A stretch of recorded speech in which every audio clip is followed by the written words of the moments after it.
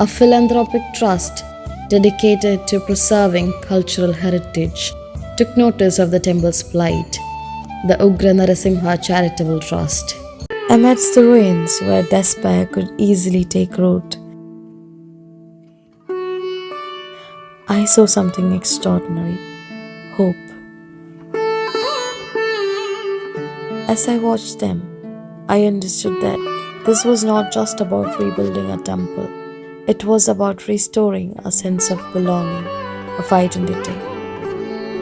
It was about affirming that their faith, though tested, remains unbroken.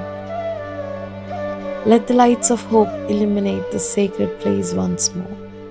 Let the lights of hope illuminate these ancient stones once more. Let's pray for darkness to fade and faith's light to dawn anew.